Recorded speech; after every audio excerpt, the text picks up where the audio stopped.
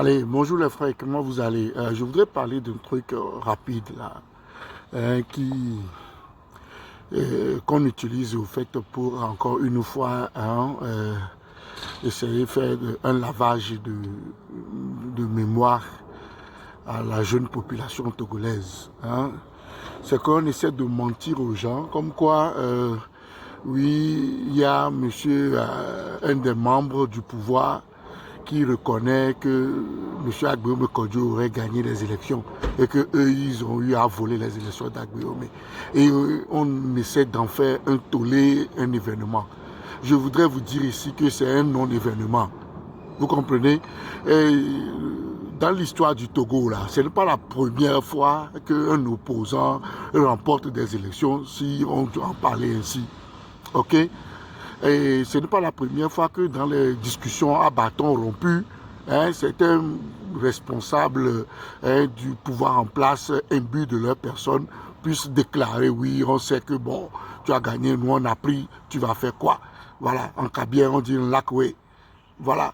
Alors, si c'est un truc comme ça qui fait que les gens viennent nous mentir que oui, ouais, donc eux-mêmes ils ont reconnu, mais je voudrais vous dire que ce n'est pas une première dans l'histoire du Togo et qu'on arrête de faire dormir la mémoire des Togolais pour les faire croire que quelque chose, c'est un truc d'extraordinaire qui se passe. Non, c'est un non-événement, les frères. Mais ramenons la balle au centre. Il faut qu'on arrête de nous amener, de nous apporter de gauche à droite. Mais M. Gabriel Agbeome Kodjo a dit quelque chose de fondamental au peuple togolais avant les élections de février 2020. Mais il faut qu'il s'en tienne à cela. Il faut qu'il ramène la victoire du peuple togolais. Basta le reste. C'est des choses à nous faire dormir. Mais dites-leur que nous, on sait là où ils vont. Ce qu'ils sont en train de faire actuellement, c'est juste une manière de se maintenir politiquement sur la scène politique et une manière de préparer les élections futures à venir. Ils veulent être présents sur le terrain. Ils n'ont qu'à le dire, ils n'ont qu'à arrêter de mentir au peuple togolais que oui, oui, bientôt nous allons prendre le pouvoir. Ça fait combien de mois? Plus de 9 mois, les gars. Ce monsieur vous a menti. Mais c'est dans quelle langue on va vous dire ça pour que vous puissiez comprendre ça? Le monsieur dit qu'il a des carnets d'adresse. Le monsieur dit que la France est avec lui. Le monsieur nous a dit que l'armée le soutient. Le monsieur nous a tous cités ici. Et il a dit que l'autre n'avait pas tous ses soutiens. C'est pourquoi il n'arrivait pas à nous apporter la victoire que nous remportons en tant que peuple togolais.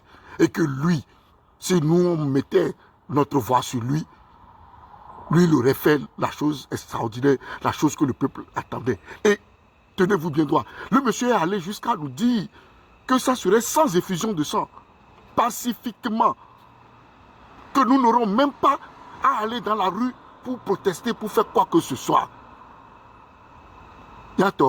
Il n'y a même pas moins d'un an que quelqu'un vous a dit ça. Les Bani Bros à Domitia, c'est pas comme ça, les frères.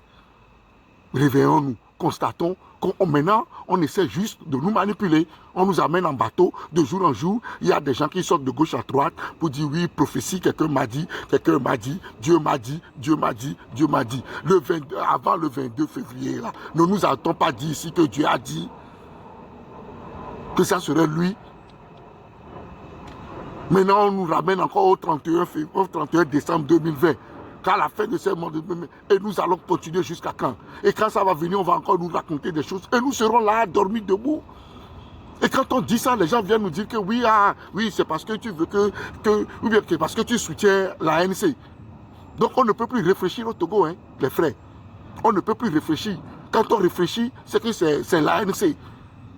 Vous êtes très pathétique, Vous êtes sauvagement pathétique.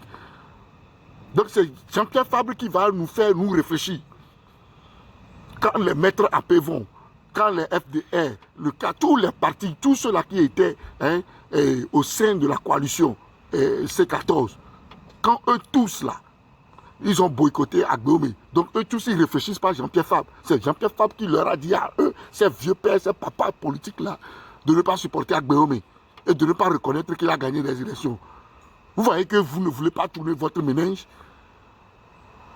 Vous ne voyez pas? De grâce, mes frères togolais, vous qui refusez là, refusez d'être tourné en bourrique et partager ce message afin que tout le monde puisse comprendre. que ce n'est plus une question d'esprit sain ou quoi que ce soit, mais que nous devons carrément changer de fusil d'épaule. Cette histoire du DMK, ce n'est que de l'arnaque politique. Voilà. L'arnaque politique du siècle, c'est ça. Le Togo n'a jamais connu ça. Aujourd'hui, regardez dans l'état dans lequel notre politique, et surtout le parti de l'opposition se trouve, comme on était en 1990. Et cela ne vous dit rien. Bye bye.